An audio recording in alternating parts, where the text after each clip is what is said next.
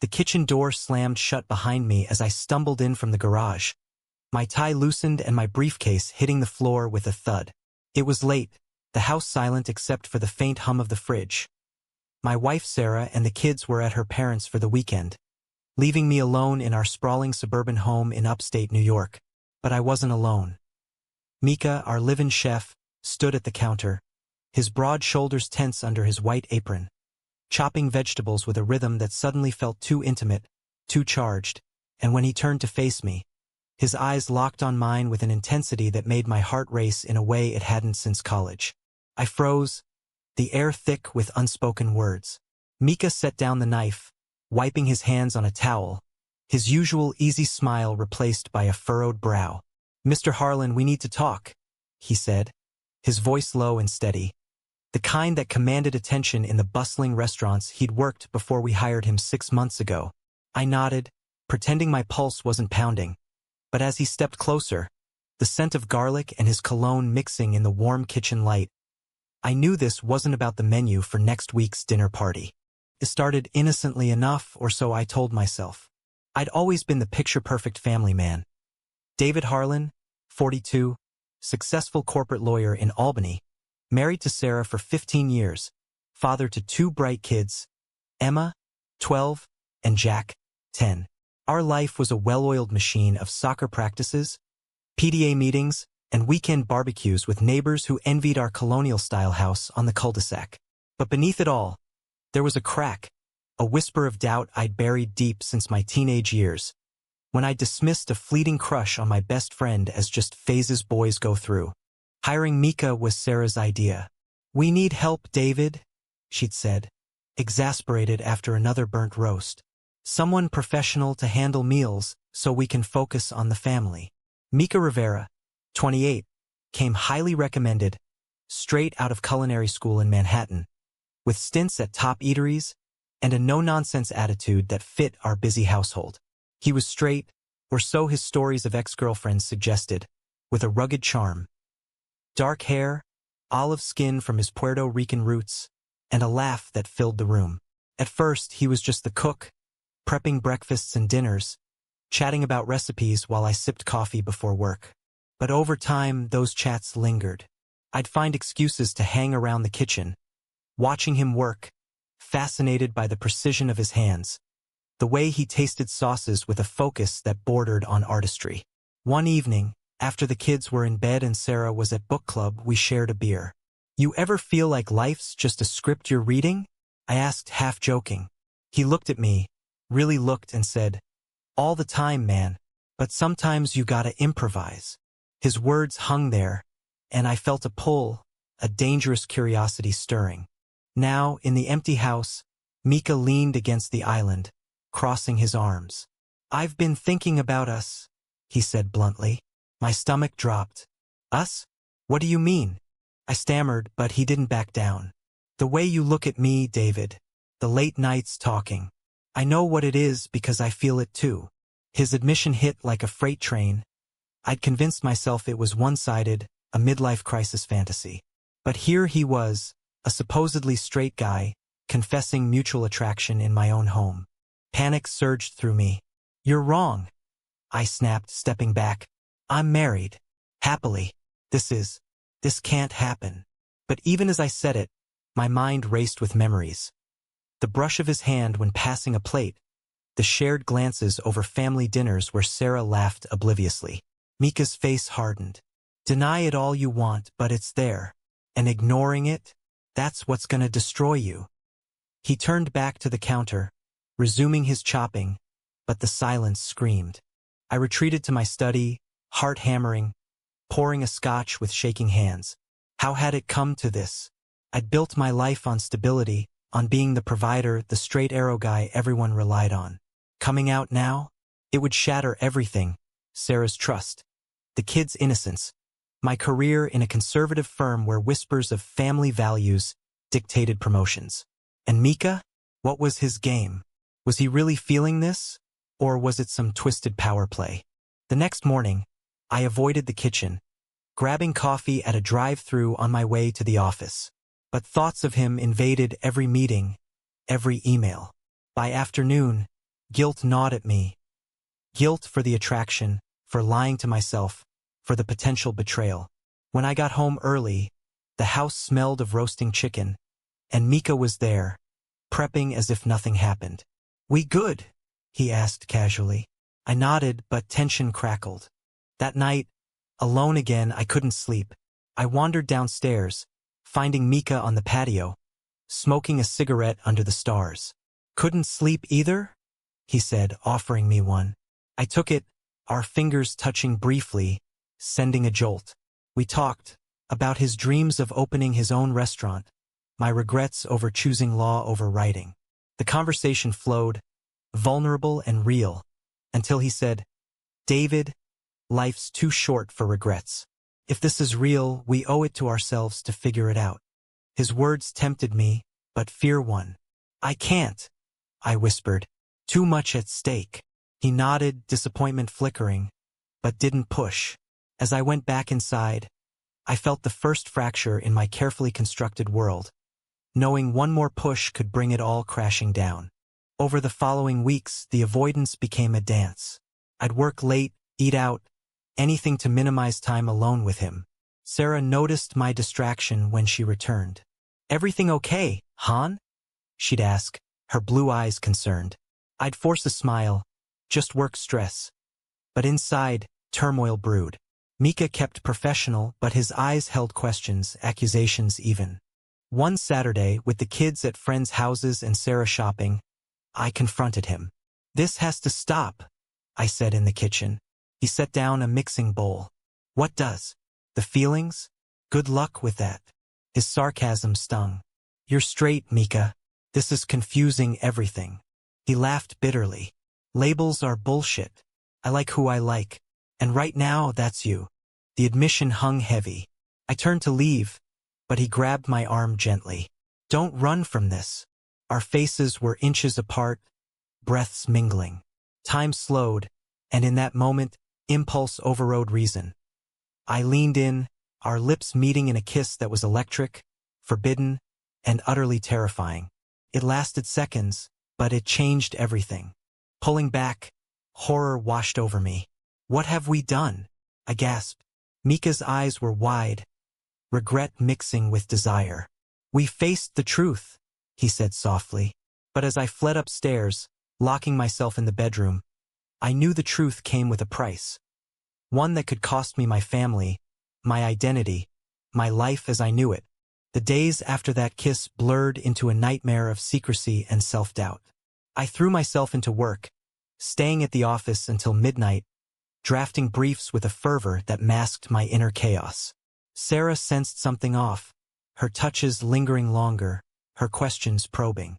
"David, talk to me," she pleaded one evening over dinner.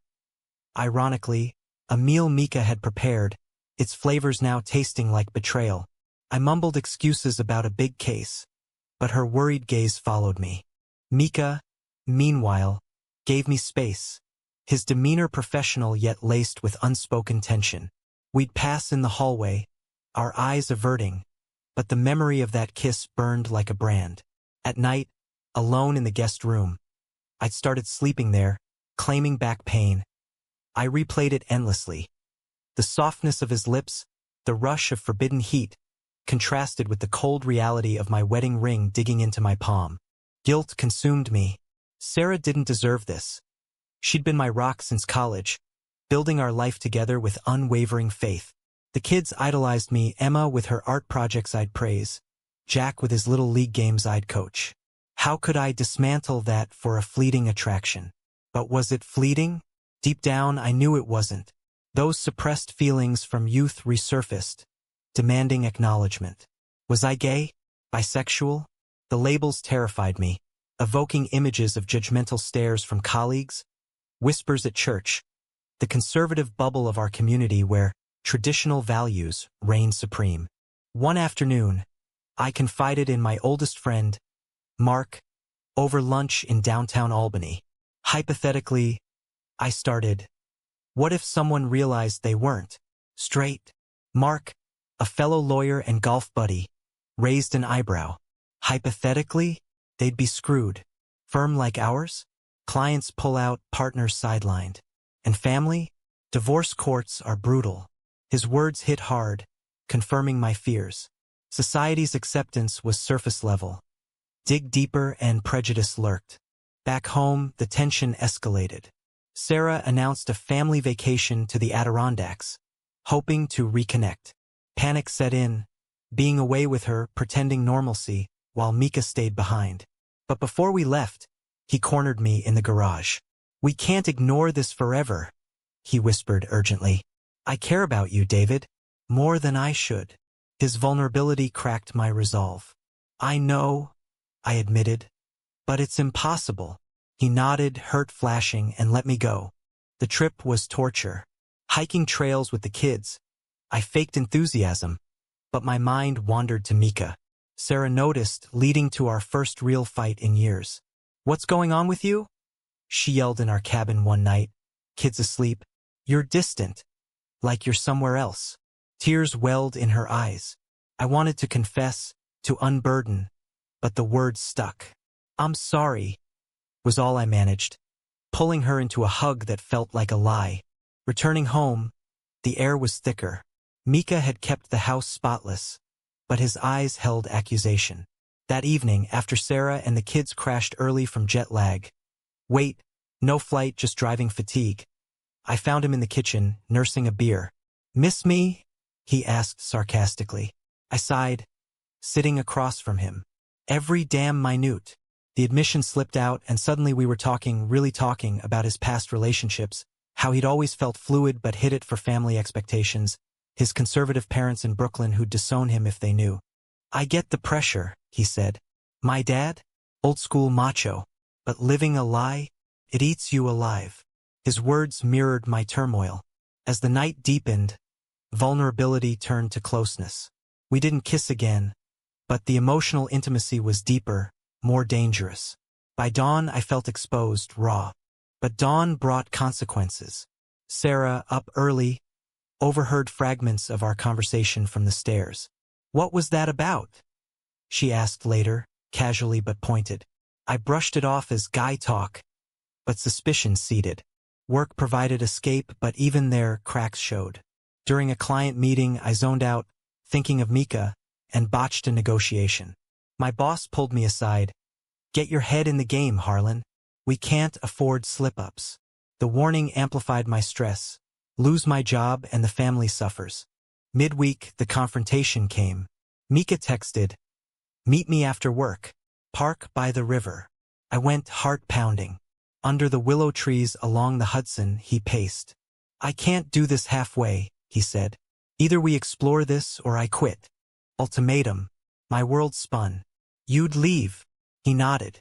"For both our sakes. This limbo is killing me." I agonized. Choosing him meant risking everything. Divorce, custody battles, social ostracism. Choosing status quo meant suppressing who I might truly be. "Give me time," I begged. He agreed reluctantly, but time ran out faster than expected. That night, Sarah found my phone. A careless text from Mika. "Thinking of you." Her face paled as she confronted me. "Who's this? What's going on?" Lies crumbled. "It's complicated," I stammered. Tears streamed down her face. "Complicated? With our chef? David, are you?" She couldn't say it. The fight was brutal. Accusations flew, betrayal, deceit. "How long?" she demanded. "Just feelings," I admitted. "But yes, I'm attracted to him." The word gay hung unsaid, but it shattered her. She stormed out, taking the kids to her sisters. Alone, I faced Mika. "She knows," I said brokenly. He pulled me into a hug, the first real embrace, comforting yet igniting. "We'll figure it out," he whispered. But as I held him, doubt crept in. Was this worth the destruction? The next days were a whirlwind. Sarah called, furious. "I want you out." Lawyers involved. Temporary separation. The kids confused, asking why Daddy wasn't home. Guilt crushed me. Had I chosen selfish desire over their stability? Society's judgment hit hard. Word spread at work. Colleagues avoided me. Whispers of midlife crisis or worse. A partner suggested time off. Friends divided, some supportive, others ghosting. Mika stood by me, moving to a friend's couch while I crashed in a motel. Our talks deepened, exploring emotions, but physical boundaries held. No rushing into intimacy amid chaos. Yet the connection grew, a lifeline in the storm. But betrayal loomed. One evening, Mika confessed, I didn't plan this, but when I saw you struggling, I had to act. His honesty touched me, but also revealed his own conflicts, fear of commitment, past heartbreaks. As weeks passed, I reflected on choices. Was coming out liberation or recklessness? The price: fractured family, tarnished reputation. Yet, in quiet moments with Mika, authenticity flickered. A taste of true self. The separation dragged on, a legal limbo that mirrored my emotional state. I rented a small apartment in Albany's outskirts, a stark contrast to our family home. Bare walls, takeout boxes, solitude amplifying regrets. Sarah filed for divorce, citing irreconcilable differences, but we both knew the truth. Custody hearings loomed, her lawyer painting me as unstable, unfit. How can you parent when you're figuring out your orientation? The mediator asked neutrally, but judgment seeped through. The kids suffered most. Emma withdrew, her artwork turning dark. Abstract swirls of red and black. Jack acted out at school. Fights over my dad's weird. Phone calls were strained. When are you coming home, Dad? They'd ask. I'd choke back tears, promising visits, but Sarah limited them, fearing influence. Mika became my anchor, visiting often. Our relationship evolved slowly, no rushing physicality, respecting the wreckage. We'd walk along the river, discussing futures. I want to be with you, he said one crisp autumn evening, leaves crunching underfoot. But only if you're all in. His ultimatum echoed earlier ones, but now it felt like salvation. Yet doubt lingered, was he my rebound or genuine? Family pressure intensified. My parents, retired in Florida, called daily. This is a phase, son, Dad boomed. Think of the grandkids. Mom cried, invoking church teachings. God has a plan. Marriage is sacred. Their disapproval cut deep, echoing my internalized shame. Sarah's family? Outright hostile, cutting ties. Society's lens sharpened. At a networking event, a colleague sneered, heard about your lifestyle change. Brave or stupid? Laughter followed. I left humiliated, questioning if authenticity was worth isolation.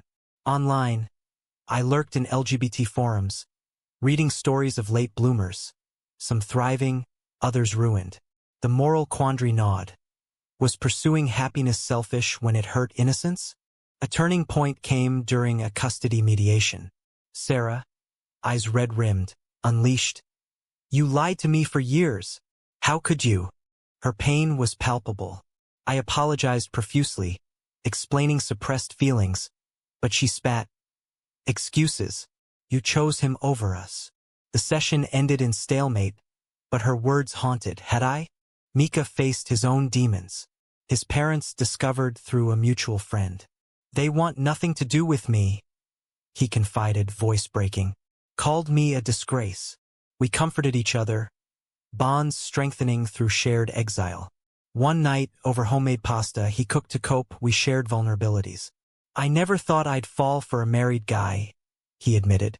But you're worth the fight. Yet, temptation for the old life beckoned.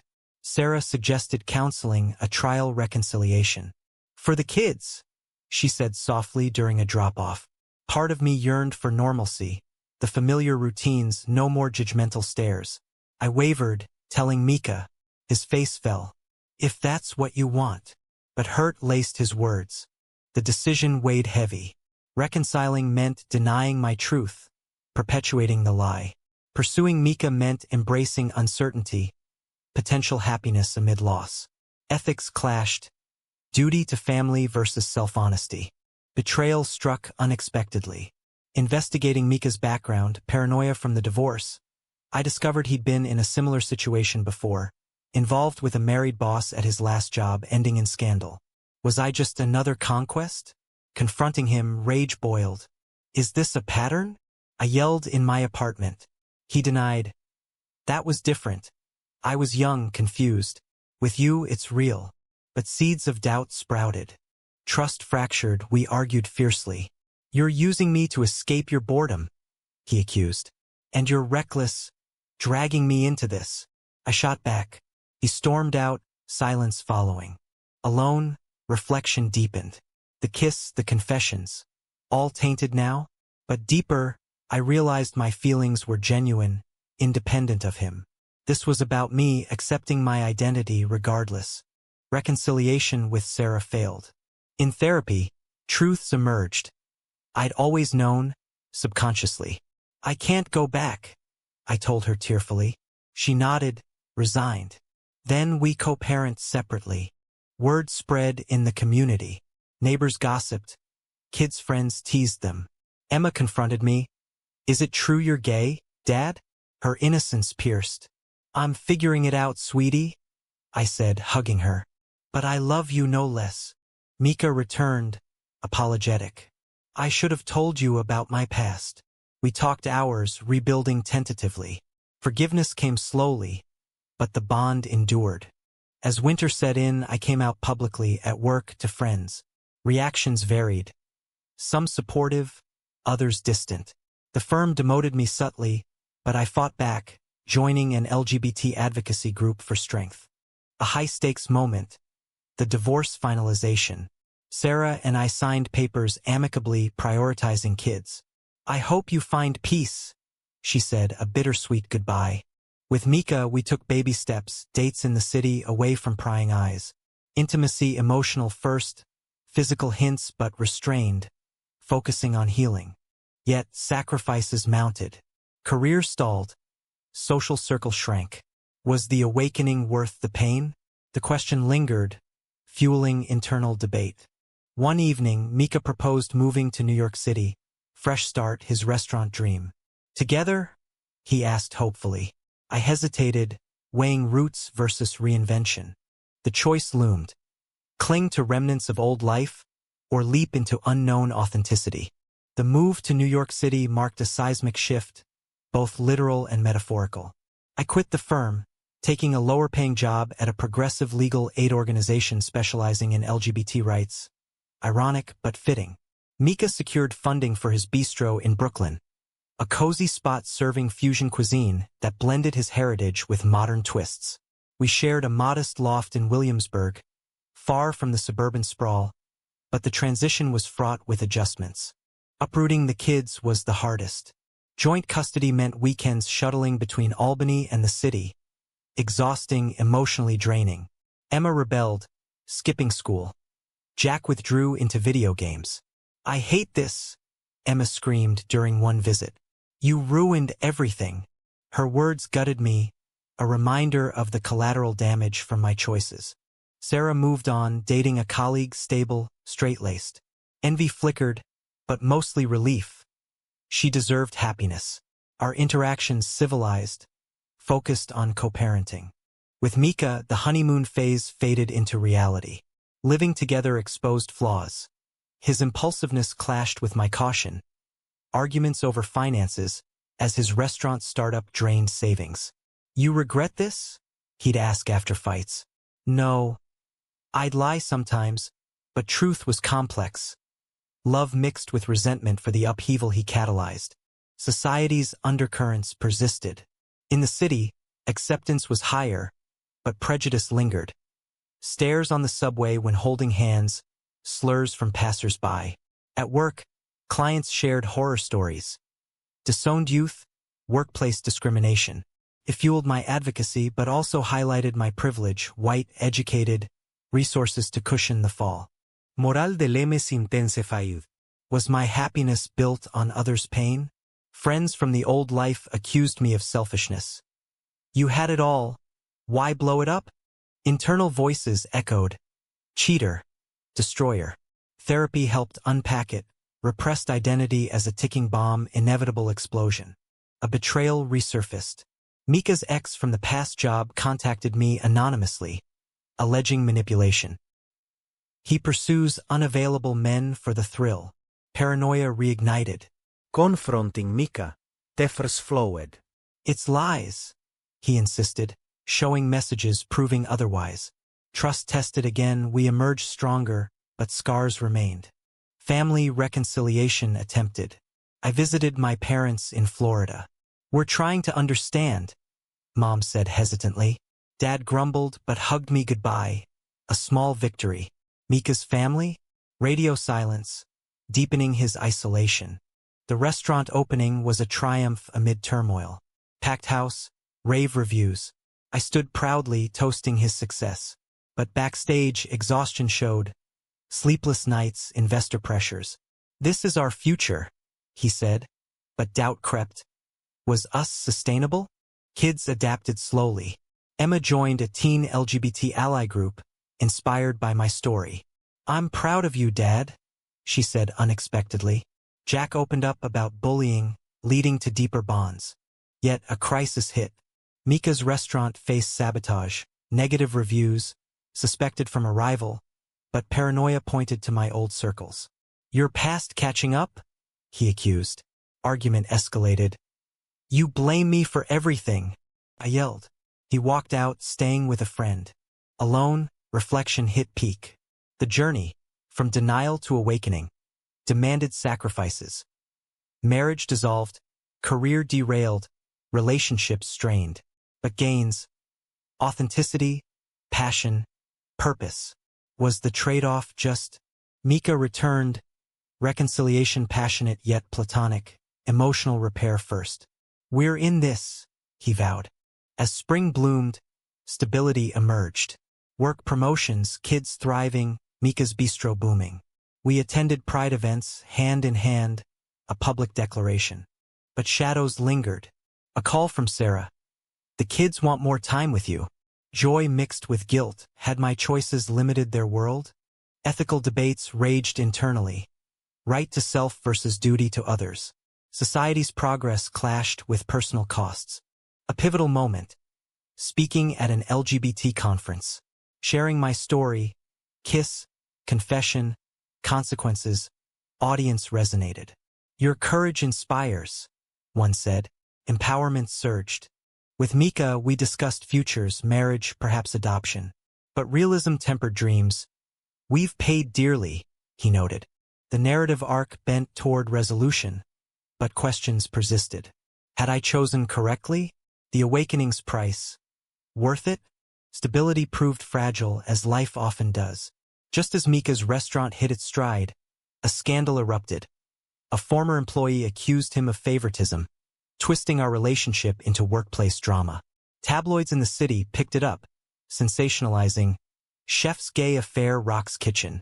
My name dragged in, old colleagues smirking from afar. The bistro suffered boycotts from conservative patrons, finances teetering. I defended him publicly, leveraging my legal skills in statements, but stress mounted. This is my fault, I lamented. Mika shook his head. Ours. We knew risks, but blame games resurfaced, arguments sharper. Kids bore the brunt again. Schoolmates teased, "Your dad's famous for being gay."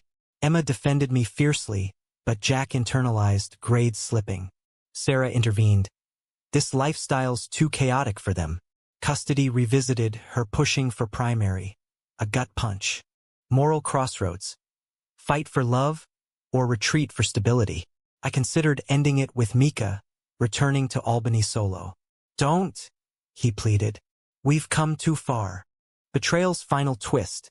Investigating the accuser, I uncovered ties to my ex-firm.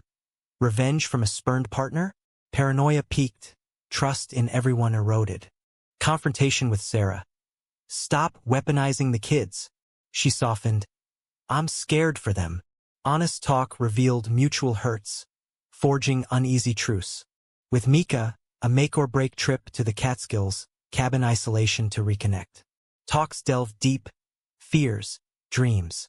I love you, he said simply. Reciprocated, the bond reaffirmed. No physical leaps, but emotional intimacy profound. Back in the city, we rallied. Community support surged. LGBT groups boycotted the boycotters, business rebounded. My advocacy work flourished, Cases 1 for discriminated clients mirroring my path. Family mended piecemeal. Parents visited, awkward but warming to Mika. His family, a tentative call from his sister. Miss you. Seeds of hope. Kids adjusted, therapy helping. It's okay, Dad, Jack said. Just be happy. Yet, the journey's toll. Lost friends, scarred hearts, ethical scars. Choices debated. Was suppressing self-moral or coming out? Society's progress lauded, but personal costs critiqued. As the story closes, life stabilizes. Restaurant thriving, family coexisting, love enduring. But reflection lingers. In pursuing truth, did I right wrongs or create new ones? Was David's decision to embrace his true identity ultimately the right choice?